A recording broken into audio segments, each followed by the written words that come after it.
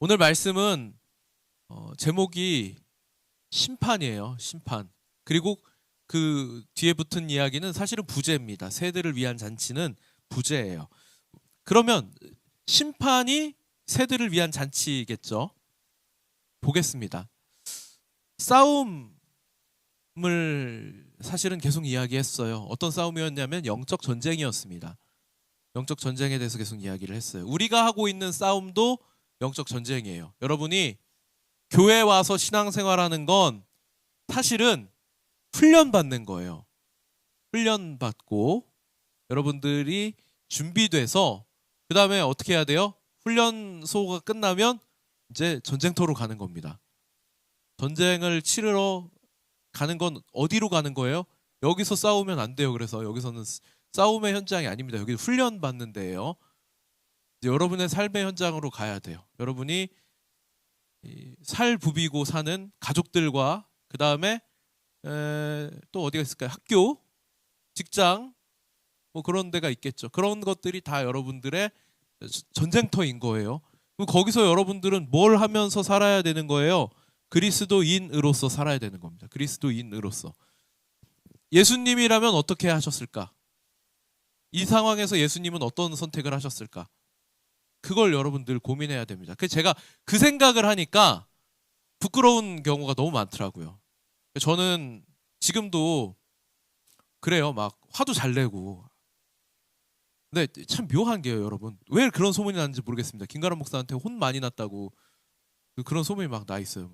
청소년부 애들한테도 누가 그랬는지 계속 겁을 줬대요. 애들한테 무서운 사람이라고 막.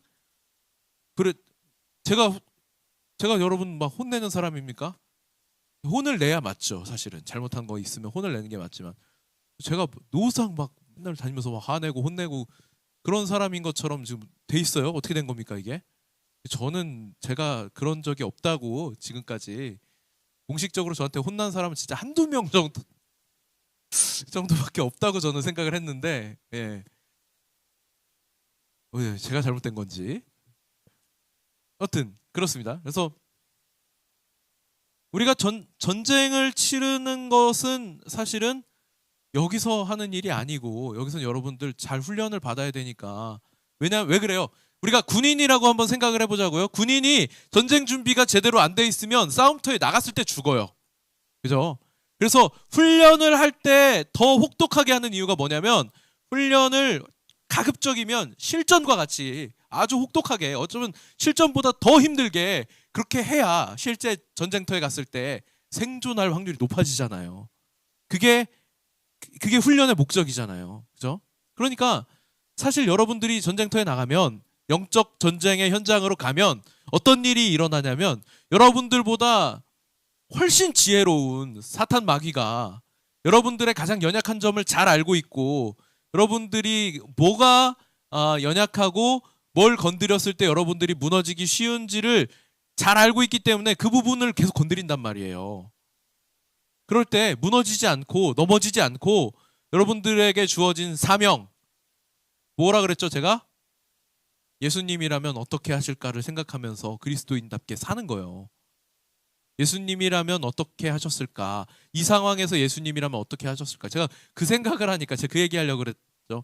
그 생각을 하니까 너무 부끄러운 거예요. 저는 단 한 번도 제가 화가 났을 때 예수님이라도 화를 내셨을까라고 생각하지 않고 늘 제가 화낼 때 무슨 생각하냐면 예수님도 성전에서 화를 내셨어. 이걸 생각했어요. 예수님도 성전에서 장사하는 장사꾼들을 보면서 채찍질을 하셨어. 를 생각했어요. 그거 말고 사실 제가 그때 생각해야 되는 건 뭐예요? 예수님도 이때 화를 내셨을까? 이런 상황에서. 근데 사실은 예수님이 화내셨을 때보다 화를 안 내셨을 때가 더 많은 것 같은데 저는 딱 하나 그 화내신 예를 늘 마음속에 새기면서 예수님도 화내셨지 이러면서 살았던 것 같아요. 그게 부끄러운 일이죠. 여러분들이 삶의 현장에서 마주하게 되는 그런 전쟁터, 싸움, 사탄 마귀의 공격 앞에 여러분들이 예수님이라면 지금 이 순간에 이 상황에서 어떤 선택을 하셨을까를 생각하면서 그렇게 행동했을 때 그때 사람들이 여러분들을 보면서 그리스도인, 예수님 믿는 사람이 되는 거겠죠. 그러지 못하면 어떻게 돼요? 그러지 못하면 내가 예수님 믿는 사람이라는 걸 알면 그러면 하나님의 영광을 가리는 일이 되죠. 그러니까 되게 어떻게 하냐면 숨겨요. 그래서 제가 대학생 때 저를 돌아보니까 저는 예수님 믿는 사실을 숨기고 살았습니다. 왜냐면 부끄러웠거든요. 내가 예수님 믿는다는 사실을 제 대학 친구들이 알면 아까 제가 부끄러운 게 문제가 아니고 하나님 영광을 가릴 게 너무 뻔해서 그래서 입 다물고 있었습니다. 그러다가 어느 날 제가 소명을 확인하고 이제 신학교를 가야겠다라고 결정했을 때 그때 제 친구들이 다들 굉장히 놀랐어요. 깜짝 놀랐어요. 어떤 친구 하나는 저에게 이런 말을 했습니다. 넌 사실 적그리스도가 아니었냐? 뭐 그런 얘기를 들을 정도로 저는 예수님 믿는다는 사실을 말하면 정말 하나님 영광을 가릴 그럴 사람이었으니까요. 우리가 전쟁터에 나간다고 하는 사실을 여러분들 늘 마음속에 새기시기 바랍니다. 어쨌든 이 싸움은 여러분 결과는 사실 정해져 있어요. 제가 전쟁이라고 하는 걸요, 여러분 보면요, 그래요. 나라와 나라가 이제 싸움을 하잖아요. 그러면 개인으로서 내가 어떤 전쟁에 참전하게 되면 그 전투에서는 우리가 이길 수 있어요. 그런데 어떤 일이 일어날 수 있냐면 내가 전투는 이겼는데 전쟁에서는 지는 경우가 생길 수 있습니다. 왜냐하면 최종 결정은 사실 전쟁터에서 총 땅땅 쏘고 있는 내가 아니고 저기 후방에 있는 높으신 분들이 하잖아요. 그죠? 그러니까 이기고 지는 건 사실 그들 손에 달려 있거든요. 나는 내가 죽지 않기 위해서 싸우는 게 돼요. 바꿔서 이야기해 볼까요? 내가 이 전쟁터에서 나는 죽을 수 있어요. 이 싸움에서 이 전투에서 나는 죽을 수 있어요. 근데 이 전쟁에서는 우리가 이길 수 있습니다. 그죠?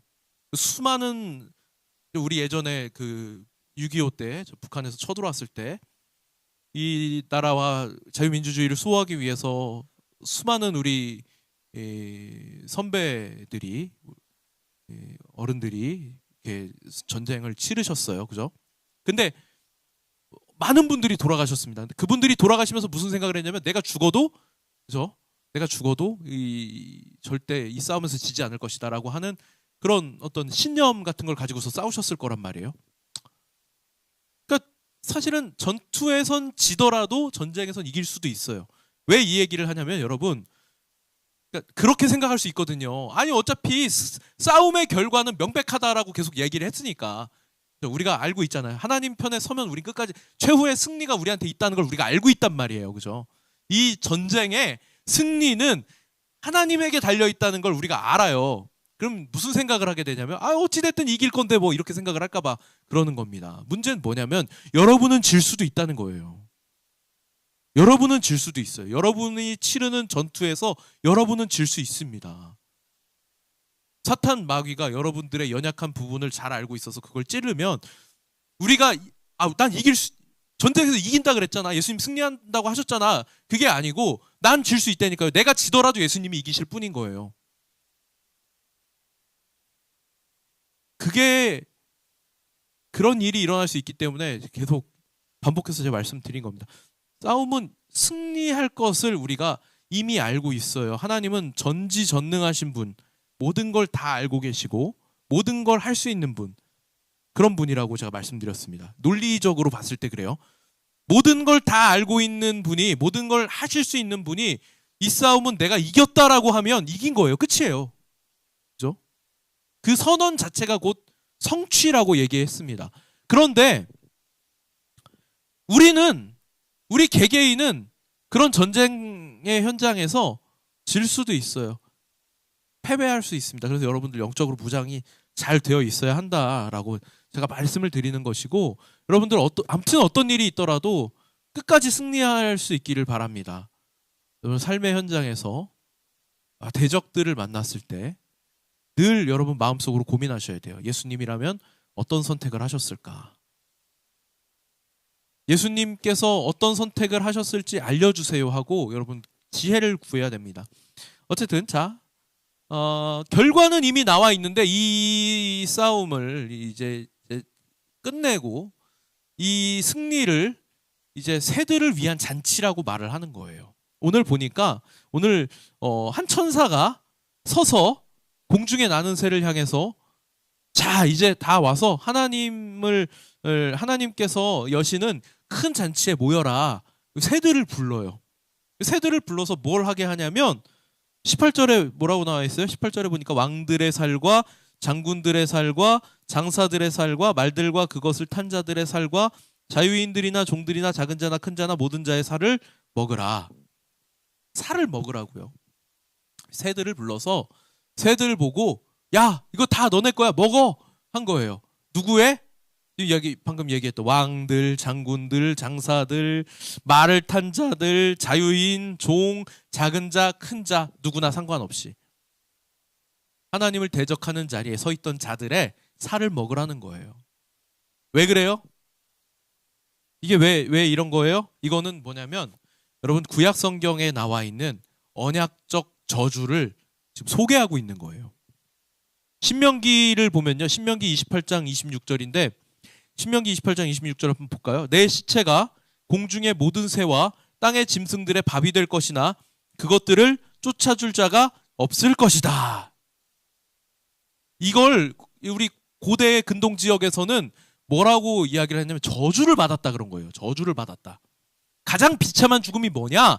그러면 장례를 치러줄 사람이 없어서 시신이 길바닥에 버려져요. 시신이 길바닥에 버려져서 그걸 날짐승들이 와서 뜯어먹는 거예요. 그게 가장 비참한 죽음이에요. 하나님께서도 그걸 경고하시는 거예요. 하나님을 배반한 자들을 향하여서 내 시체가 공중의 새와 땅의 짐승들의 밥이 될 것인데 그걸 쫓아줄 자가 없을 것이다. 우리가 장례를 치르는 이유가 뭐냐면요, 여러분. 물론 고인과 이별하기 위함이지만요. 그 과거에는요, 고대 사회에서는 장례를 치를 때 제일 중요했던 게 뭐냐면 이 들짐승들, 날짐승들에 의해서 시신이 훼손되지 않는 겁니다. 그래서 무덤을 만드는 거예요. 봉분을 높이 세우는 거는 이제 여기에 무덤이 있다는 표시지만 그 무덤을 만들 때는 그냥 대충 묻지 않죠. 깊이 파가지고 묻어요. 왜 그러냐면 들짐승들이 와서 파먹지 못하도록 하는 겁니다. 그런데 시체가 매장되지 않고 날짐승들의 먹이가 되는 건 가장 수치스럽고 가장 처참한, 왜냐하면 매장해줄, 장례를 치러줄 사람이 없다는 거니까. 저주의 상징이었습니다. 에스겔서에 보면요, 에스겔 39장에 보니까 하나님이 오늘 우리가 읽었던 이 내용이 똑같이 나와요. 내가 너희를 위하여 잡은 잔치, 곧 이스라엘 산 위에 예비한 큰 잔치에 모여 살을 먹으며 피를 마실지어다. 하나님께서 말씀하신 거예요. 이미 성경에서 수천 년 전부터 이 심판을 예고해 왔습니다. 그리고 요한계시록에서도 이 예언이 동일하게 들어가 있는 거예요. 왜? 하나님께서 과거에 구약시대부터 예언해 오셨던 이 말씀이 성취될 때가 언제예요? 최후 승리 심판의 날, 예수님 다시 오시는 날이 바로 그동안 우리에게 주셨던 수많은 언약들의 성취의 날이기 때문에 이 저주의 내용도 하나님 말씀하신 거기 때문에 우리가 아멘하고 받아야 되는 내용이거든요. 그러니까 그때가 되면 이런 일들도 일어날 것이다 라고 하는 거예요. 세상 권력자들이요, 화려한 잔치를 벌이고 성도들을 비웃는 일이 있습니다. 제가 그 뒤로는 어떻게 됐는지 요새는 조금 이 정치에 관심을 거의 두지 않고 있어가지고 잘 모릅니다만, 근데 그런 일이 있었어요. 국회에서 인권위원장 후보를 이렇게 청문회를 한다고 이렇게 불러가지고 국회의원들이 이분의 신앙과 관련된 얘기를 갖고 막 조롱하는 게 있었거든요. 그게 작년이었나요? 올해 초였나? 작년이었던 것 같은데, 그 인권위원장 후보의 그 신앙 문제, 왜냐하면 이제 인권이라고 하는 문제와 그다음에 우리 신앙이라고 하는 것이 정확하게 사실은 우리 성경적인 관점에서 봤을 땐 부합하거든요. 하나님 말씀대로 살면 인간은 가장 행복할 수 있어요.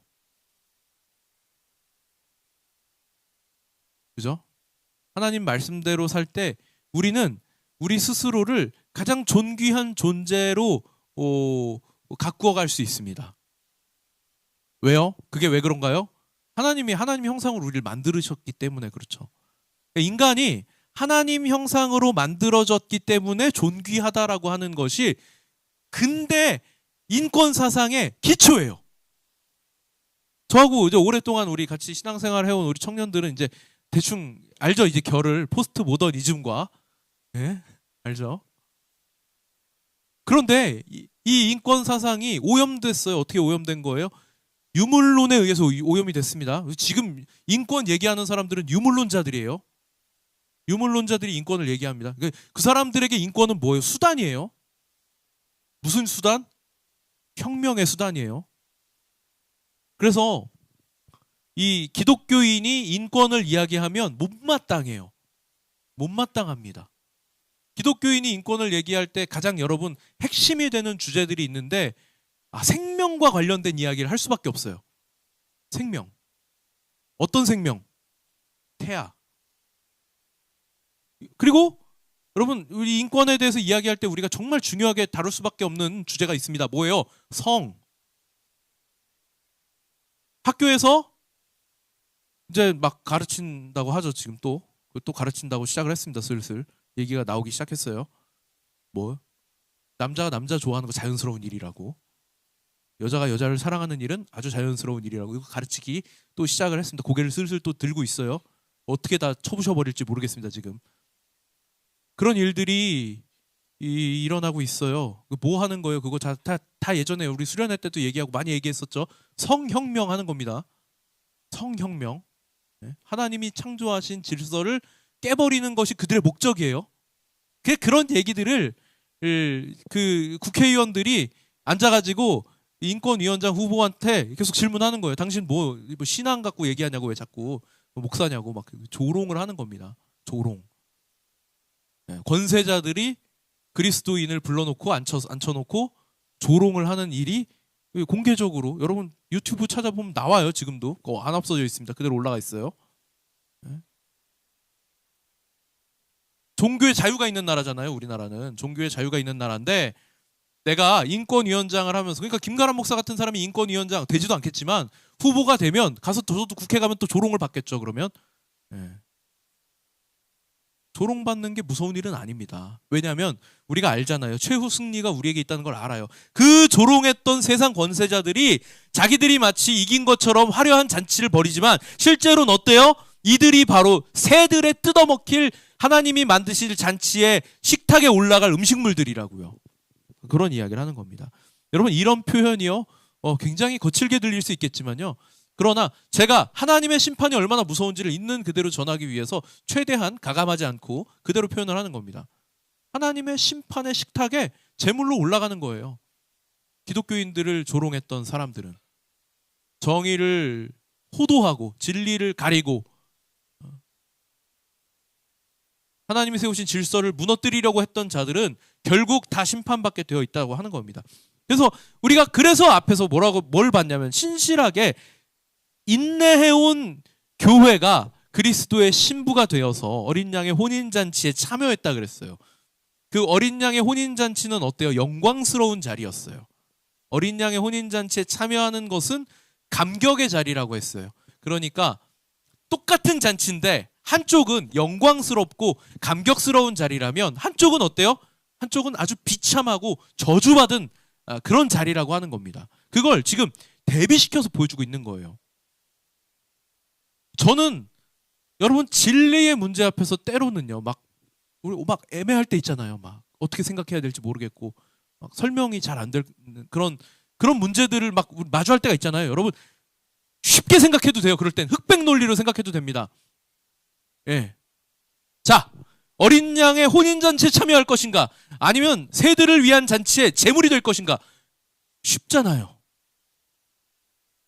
단순하잖아요. 복잡하게 생각할 이유가 하나도 없잖아요. 하나님 편에 설 것인가? 그러지 않을 것인가? 되게 쉬운 일입니다. 근데 이걸 선택을 못하는 거예요. 아니 결론이 뻔하게 나와 있는데도 하나님 편에 서는 것을 주저한다는 건 뭐예요? 심판받겠다는 거잖아요. 사실 이럴 때 우리가 냉정하고 흑백 논리로 세상을 보면 쉬워요. 제가 다른 데서는 흑백 논리 얘기 잘 안 하는데 이 진리의 문제 앞에서 흑백 논리 얘기를 안 할 수가 없는 겁니다. 동성애 나빠요. 흑백 논리로 보자고요. 하나님 대적하는 일이에요. 물론 다른 성적인 타락들도 마찬가지입니다. 근데 이제 제가 왜 기독교인들에게 그게 되게 중요한 화제가 됐냐면 죄 짓는 일에 자꾸 허락을 해주자고 하니까 그러는 거잖아요. 그죠? 여러분들도 나중에 이제 그런 얘기들을 어딘가에서 하게 될 때가 온다면 친구들하고 대화하다가도 나올 수 있어요. 야, 너네 기독교인들은 왜 그런 아름다운 사랑을 왜 두고 보지 못하는 거야? 막 이런 얘기를 할 뭐라 그럴 거예요, 그러면? 그럴 때? 걔네들은 막 공부해요. 논리를 만들어야 되니까 막 저 짜가지고 막 한단 말이에요. 우린 진리를 알고 있으니까 뭐 공부 안 해도 돼요? 그러면 안 되잖아요. 그죠? 진리를 알고 있으니까 그게 뭔지 정확하게 알고 얘기해야죠. 그러니까 뭐냐면 이런 거예요. 사람 찔러 죽이는 게 죄라는 걸 우리 다 알고 있어요. 그죠? 그건 하면 안 된다고 얘기하잖아요. 근데 사람 찔러 죽이는 거 죄 아니야 해도 돼 이렇게 얘기하는 거랑 똑같기 때문에 아니 그거 죄야 라고 말하는 것 뿐이에요. 아름다운 사랑이라고 포장하지 말자는 거예요. 그걸. 그러니까 그런 거 있잖아요. 이렇게 정말 아주 극악무도한 나쁜 놈이 있어. 그냥 내버려 둘 거야? 그냥 내버려 두면 안 되잖아. 그러니까 어떻게? 그러니까 네 손에 칼을 쥐고 가서 찔러. 아름다운 복수. 라고 말하는 거랑 똑같잖아요. 그래서 그게 잘못됐다고 말하는 거예요. 그걸 하지 말자는 거예요. 죄를 허용하고 권장하지 말자는 얘기를 하는 거예요. 그거만 죄냐? 아니 그거만 죄라고 얘기하지 않았잖아요. 그죠? 그러니까 여러분들도 항상 논리가 있어야 돼요. 그래서 그거만 죄라고 말하는 거 아니다. 다른 것들도 죄다. 텔레비전에 나오는 어때요? 결혼했는데 다른 이성 만나는 거 그거 죄잖아요. 그죠? 그거 죄예요. 동성애 하는 것만큼 나쁜 죄입니다. 그런 거예요. 사람 찔러 죽이는 것만큼 나쁜 게 뭐예요? 뱃속에 있는 태아를 죽이는 거예요. 맞잖아요. 우리나라에선 이미 어느 정도 선에서 열어놨어요. 할 수 있도록. 사람이 피치 못할 그런 상황들이 있기 때문에 이미 이만큼 많이 열어놨습니다. 근데 전면 허용하자고 막 그러는 거예요. 그런 일들을 하지 말자는 거잖아요. 그죠? 왜? 그게 잘못됐으니까. 그게 죄니까. 그 죄를 죄라고 말할 수 있어야 하기 때문에 그러는 겁니다. 우리 입을 틀어막아요. 괜찮습니다. 물론 우리가 틀어막혀진다고 그것 때문에 뭐 잡혀갈까봐 무서워서 죽을까봐 무서워서 이런 일을 못하면 안 되겠지만 어쨌든 우리가 말할 수 있을 땐 말을 해야 되는 게 맞잖아요. 그죠? 그래서 자꾸 이런 얘기를 하게 되는 거고 제가 진리의 문제 앞에서만큼은 여러분 흑백 논리로 보자고 그냥 얘기를 하는 겁니다. 구원의 잔치가 있고 심판의 잔치가 있다는 거예요. 우리 성도들은 이 안에서 어떻게 감사와 감격과 기쁨을 누리는 구원의 잔치에 참여하게 되는 거지만 하나님을 대적했던 자들은 새들에게 잔치의 먹잇감이 되어서 음식으로 제공되는 겁니다. 얼마나 이 심판이 비참한지에 대해서 설명하는 대목이에요. 그러니까 여러분 무서울 수밖에 없습니다. 잔인하게 보일 수밖에 없어요.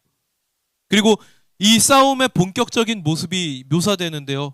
백마를 탄 하늘의 군대와 짐승의 군대가 최후의 전쟁을 치르는 모습을 보게 됩니다. 이 전쟁이 역사의 마지막에 있을 최후의 전쟁이라고 말하는 그 전쟁인데 이 전쟁을 통해서 하나님의 대적들이 무너지고 하나님의 백성들이 구원을 받습니다. 그래서 제가 이런 장면들을 모티브 어디서 이렇게 영화 같은 데서 모티브 삼아서 많이 활용한다고 말씀을 드렸어요. 그래서 저는 이제 옛날 사람이니까 옛날 영화밖에 모르지만 여러분들 보는 영화에도 그런 장면들이 나올 겁니다. 절체절명의 위기의 순간에 저기서 구원의 그 원군이 깃발을 높이 들고 쫙 하고 나타나는 그런 장면들이 나와요. 이 서구권에서 만든 전쟁 영화 같은 데 보면 그런 장면들이 막 나옵니다. 저는 옛날 사람이라 반지의 제왕 이런 거밖에 생각이 안 나는데 절체절명의 순간에 우리 편을 도와주기 위해서 원군이 탁 찾아오는 그런 장면. 마치 그런 것처럼 우리 그 예수님께서 흰 말을 탄 군대와 함께 오셔서 사탄 마귀 세력들을 다 무너뜨리실 거예요. 그런데 여러분 이거 중요한 겁니다. 이건 3차 대전 얘기하는 게 아니에요. 나라와 나라의 전쟁을 이야기하는 게 아닙니다. 그리고 특히 유물론자들이 자꾸 얘기하는 계급과 계급 간의 전쟁을 이야기하는 게 아니에요. 이건 뭐냐면 영적인 싸움이에요. 영적인 싸움입니다. 이 싸움 자체가 뭐 하는 거냐면 하나님과 하나님을 대적하는 자들의 영적인 싸움이에요. 그리고 이 대적자들을 치는 무기가 뭐냐면 말탄 자의 입에서 나오는 검이에요. 여러분, 하나님의 전신갑주에 보면요, 하나님의 전신갑주에서 뭐가 무기냐면 말씀이 무기예요. 성령의 검이 무기거든요. 이 성령의 검 말씀인데 말탄 자의 입에서 나오는 검이 무기예요. 악의 군대가 아무리 거창하게 모여서 자기들끼리 사탄 마귀 짓을 하면서 작당 모의를 해도 하나님 말씀 앞에서는 아무 힘도 쓸 수 없다는 겁니다.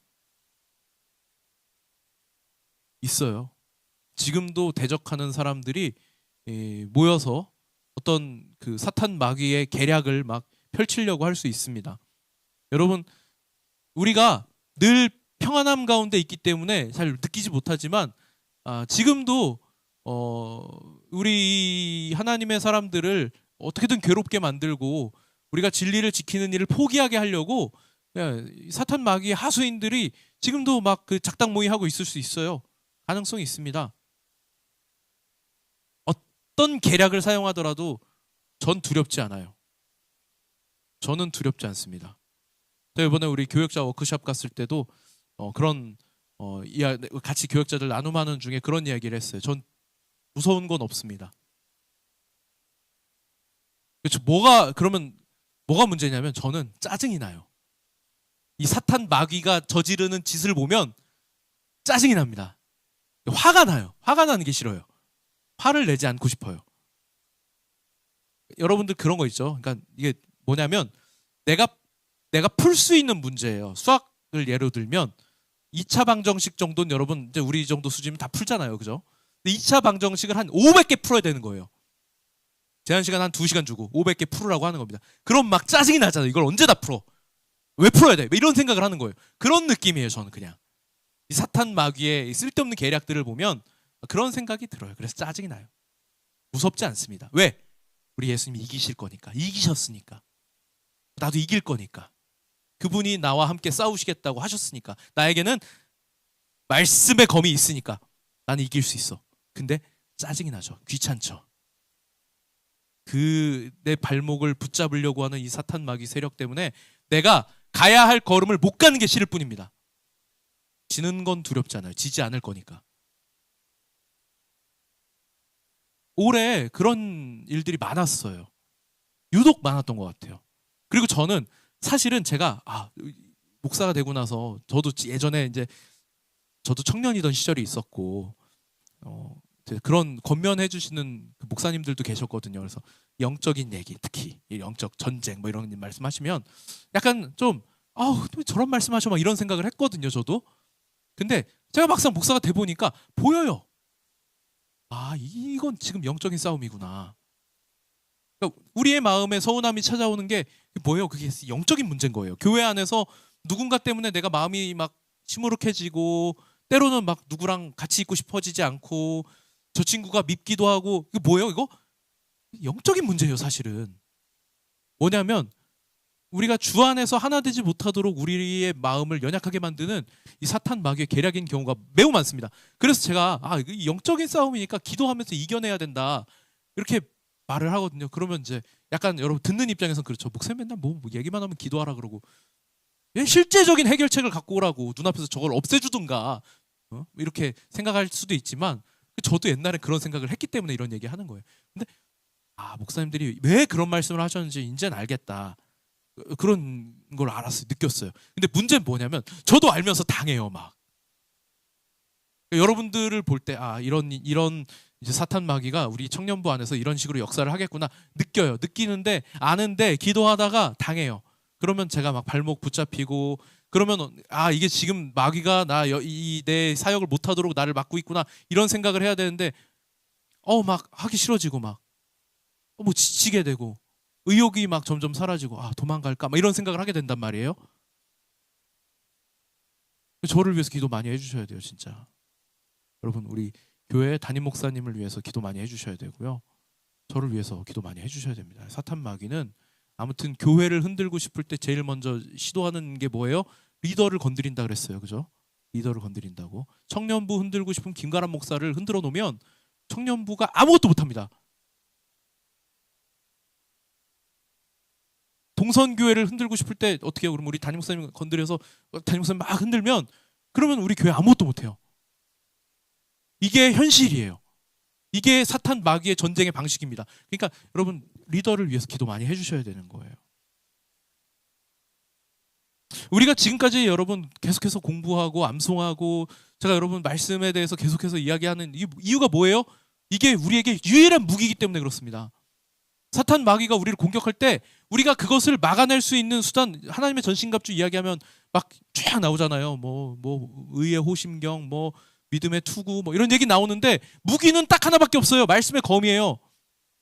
그러니까 우리가 공격은 막아내더라도 어떻게 해야 돼요? 그것들을 다 쳐 부숴야 되는데 다 쳐 부수려면 말씀의 검밖에 없습니다. 그러니까 자꾸 말씀 얘기를 하는 거예요. 여러분 말씀을 많이 들으세요. 말씀을 많이 읽으세요. 여러분 말씀이 여러분 삶에 아주 가까이 있어야 됩니다. 왜? 그것밖에 무기가 없으니까요. 제가 군대 있을 때 여러분 군악대 출신이었다고 몇 번 꽤 많이 말했던 것 같아요. 근데 우리끼리도 그런 생각을 해요. 야, 전쟁 났는데 우리가 총 쏠 정도 되면 진짜 끝장이다 그건. 그런 얘기를 하거든요. 근데 저희보다 더 총 안 쏘는 애들이 있는데 누구냐면 군종병들이요. 군종병들은 아예 훈련도 잘 안 하거든요. 총도 잘 안 쏘고.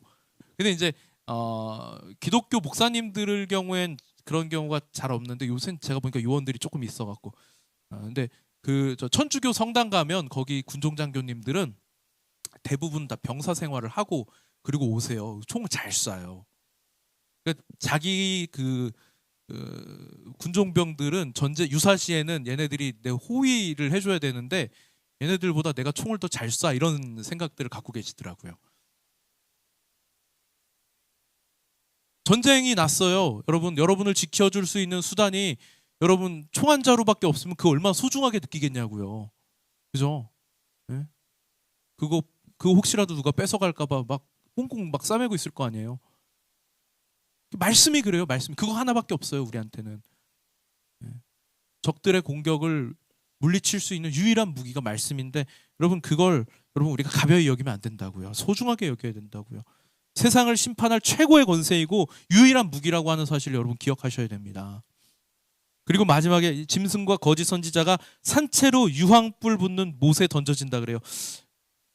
연못인데 유황불이 타고 있는 연못이에요. 거기에 심판이 들어가기 시작하면 어떻게 된다는 거예요, 여러분? 다시는 나올 수 없다는 얘기고요. 그리고 그 심판은 영원히 지속된다는 겁니다. 그리고 이 전쟁에서 대적자들이 잡혀서 그 불못에 던져진다는 이야기예요. 예수님의 재림은요, 여러분 과정이 아니에요. 과정으로 이루어지는 게 아닙니다. 예수님 재림은 재림 자체가 곧 심판이고 재림 자체가 곧 결과입니다. 이걸 우리가 기억해야 돼요. 이제 성탄절이 4일 앞으로 다가왔는데요. 사실 이미 예수님 오셨잖아요. 이미 오신 예수님 생일을 우리가 기념하는 거지만 여러분 저는 여러분 성탄절이 다가오면 꼭 그러한 마음이 있기를 바랍니다. 다시 오실 예수님에 대한 간절한 고대의 마음이 있기를 바랍니다. 우리 예수님께서 2000년 전에 이 땅에 오실 때는요. 흑암이 가득한 세상 속에 빛으로 오셨어요.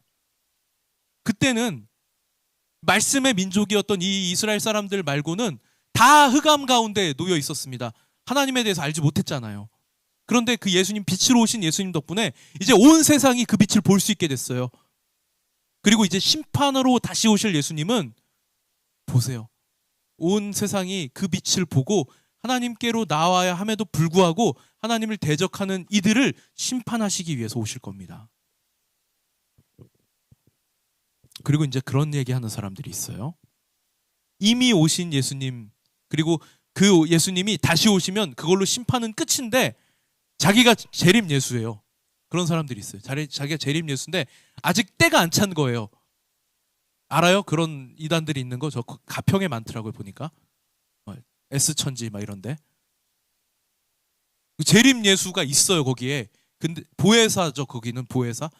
아직 이게 심판이 다 완성이 안 된 거예요. 그리고 막 과거에는 뭐 14만 4천 명을 채워야 된다 그러고 막 그런 얘기가 있었죠. 네. 다 거짓말입니다. 성경이 말씀하는 바가 그래요. 예수님이 다시 오시면 끝이에요. 그냥 끝. 끝. 내가 재림 예수다. 만약에 그 진짜 예수님이면 내가 재림 예수다 말할 틈도 없어요. 끝. 그분이 오시면 오신 것으로 끝이니까. 그러니까 다 거짓말입니다. 그런 것들은 거짓말입니다. 예수님이 다시 오셨다. 그것은 영적 전쟁의 완성, 승리, 심판, 대적자들에겐 결말, 두 번 다시 고개도 들 수 없는 비참하고 처절한 심판의 순간이 예수님 다시 오시는 것으로 끝나는 겁니다. 오늘 우리가 확인한 바, 여러분, 아주 중요한 것들을 이제 계속해서 이야기하게 될 거예요. 우리가 고대하던 예수님께서 다시 오실 때가 성도들에게는 어린 양의 혼인잔치, 영광의 자리, 감격의 자리, 감사의 자리, 기쁨의 자리지만 이 심판을 받을 대상들에게는 비참한 저주의 끝에 있는 새들을 위해서 식탁에 올라가게 되는 제물이 되는 그런 아주 비참한 시간이 될 것이라는 것을 우리가 확인하기 바랍니다. 그리고 이 사탄 마귀의 세력이 여전히 포기하지 않고 끝까지 그 자신들이 하고자 하는 바 뭐예요? 끝까지 믿는 사람 한 사람까지라도 넘어뜨리고자 하는, 하나님을 대적하고자 하는 그 일들이 계속될 건데, 여러분 그때 우리가 그들을 이겨낼 수 있는 유일한 방법은 말씀밖에 없다는 거. 말씀으로 여러분 무장하시고 무기 삼으시고 그것을 소중하게 여기셔서 모쪼록 주님 다시 오시는 그날까지 믿음의 선한 싸움을 싸워서 승리하는 우리 모두가 되기를 소원합니다. 모두 자리에서 일어나겠습니다.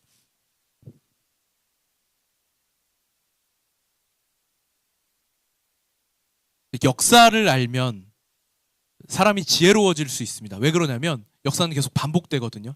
교회의 역사 안에서도 늘 교회를 박해하는 사탄의 종들이 있었습니다. 때로는 교회의 이름을 뺏어서 자기들이 참된 교회인 양 사람들을 속이기도 합니다. 그러나 분명한 것은 이런 적그리스도들, 하나님을 대적하는 세력들은 반드시 심판을 받게 된다는 거예요. 이게 우리가 예수님이 다시 오실 날을 기다리는 이유입니다. 오늘 우리의 삶이 비록 대적자들로 인해 괴롭고 어려울 수 있지만 예수님 다시 오시면 결국 저들은 심판을 받게 될 것이다 라고 하는 것으로 오늘을 살아가는 우리 성도들이 더욱 인내하고 소망을 가지고 살아가라고 하는 우리 주님께서 우리에게 주시는 소망의 말씀인 겁니다.